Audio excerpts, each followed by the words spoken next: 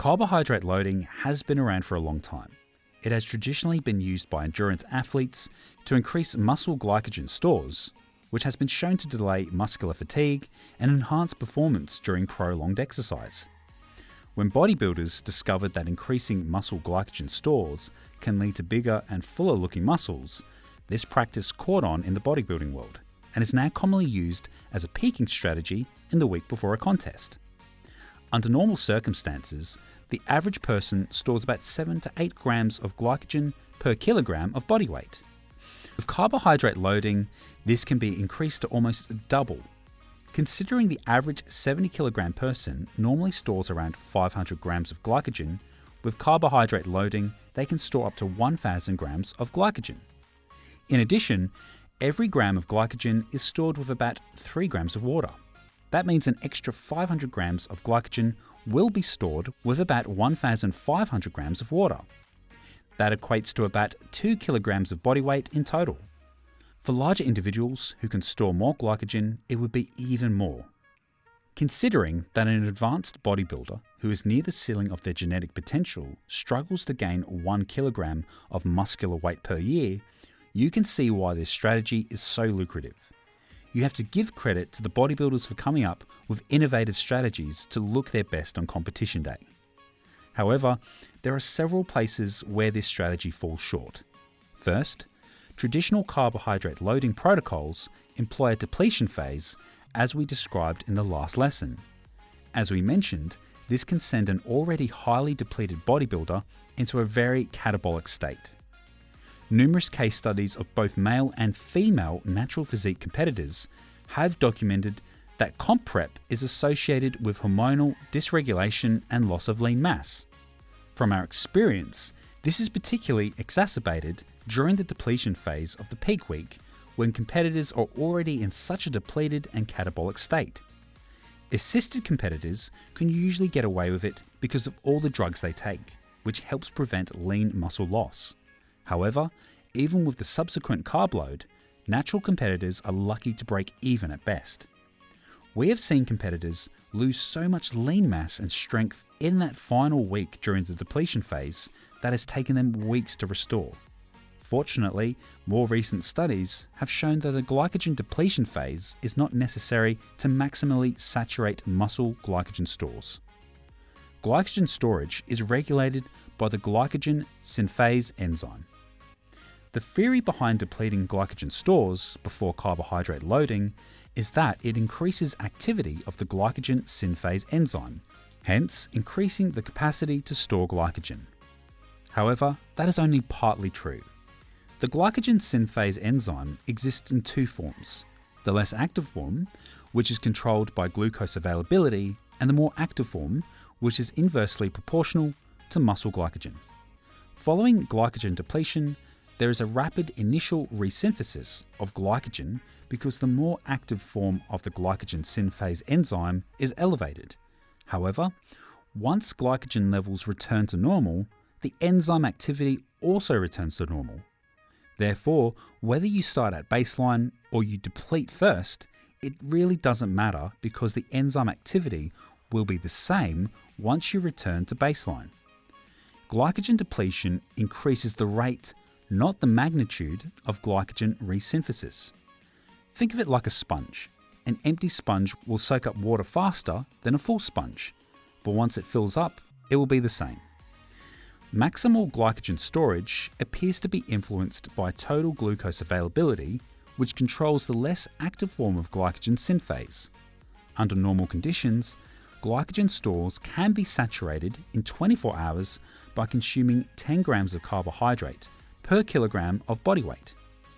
Following glycogen depletion, it can take up to 2 to 3 days of carb loading to restore and saturate muscle glycogen stores, making the depletion phase unnecessary and redundant. Now that we know a depletion phase is not necessary, another important question that we need to ask is, can you supercompensate glycogen stores without spilling over into fat cells?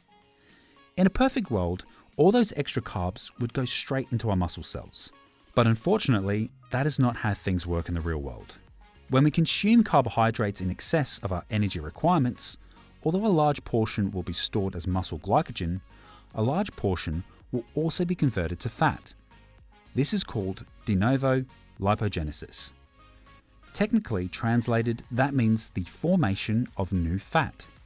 This was demonstrated in a study by Atkinson. In what we consider an excellent study design, a group of subjects underwent 3 days of carbohydrate depletion, followed by 7 days of extremely aggressive carbohydrate overfeeding, followed by another 2 days of carbohydrate depletion. This graph is a little difficult to make out at first, but let's take a moment to break it down. In the first day of carbohydrate loading, glycogen levels were nearly restored to normal and there was no de novo lipogenesis present. However, from the second day onwards, as glycogen levels exceeded baseline, which occurred at around 500 grams or the equivalent 7 grams per kilogram of body weight, de novo lipogenesis also increased. What this indicates is that when supercompensating glycogen stores, some of the excess carbohydrate will inevitably spill over into fat cells. The amount of spillover will most likely vary from person to person, depending on their muscle insulin sensitivity. Some very fortunate individuals who are naturally very insulin sensitive might be able to get away with minimal spillover, but they are few and far in between. Even in the pros, in non-drug tested federations, where the best of the best athletes in the world are competing and taking all sorts of compounds that improve nutrient partitioning, it is not uncommon for these athletes to miss their peak and spill over.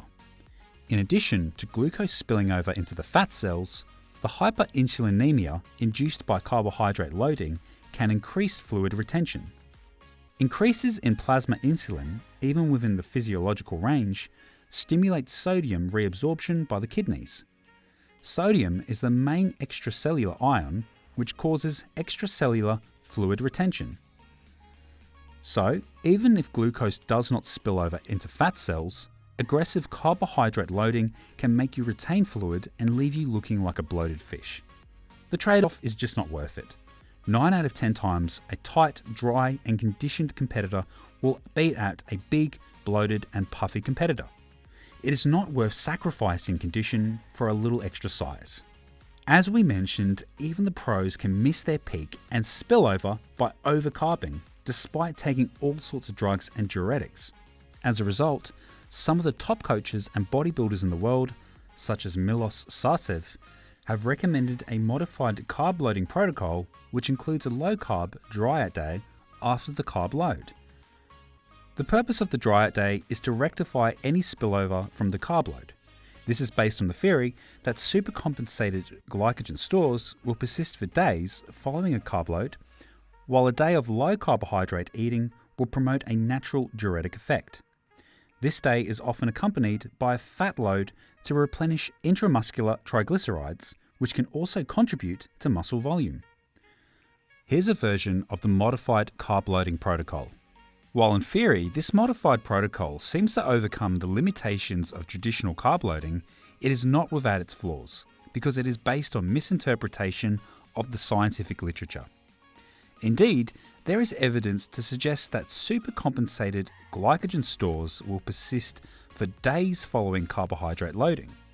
It is also well known that low carbohydrate diets have a diuretic effect. In addition, weight loss has been shown to reduce intramuscular triglycerides, and acute fat overfeeding has been shown to increase intramuscular triglycerides. However, here's the caveat. Supercompensated glycogen stores will only persist if you continue consuming a relatively high amount of carbohydrates. If carbohydrates are reduced substantially in order to promote a diuretic effect, glycogen levels will drop back down to normal within a day. Notice when carbohydrate intake was cut right back on day 11, glycogen levels dropped back to around 500 grams or the equivalent of about 7 grams per kilogram of body weight, while de novo lipogenesis persisted.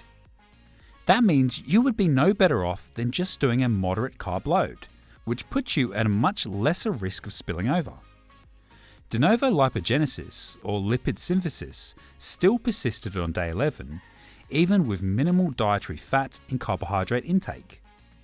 During the last 2 days of the study, the participants underwent a modified protein-sparing fast.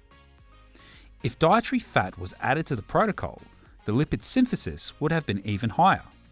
In addition, intramuscular triglycerides make up only 2 to 3% of the adipose tissue in the limbs and contribute minimally to muscle volume. After all that, you can see why it seems a lot more sensible to do just a moderate carb load before a competition instead of messing around with extreme carb loading protocols. More often than not, these extreme protocols will leave you looking worse, or at best, the same as just doing a moderate carb load. Replenishing glycogen levels is important because after 8 to 12 weeks of hard training and dieting, most competitors are going to look flat. However, once glycogen levels are restored to normal, you are inevitably going to spill over if you continue forcing down more carbs. That is why we only recommend a moderate carb load, to bring glycogen levels back to baseline without spilling over.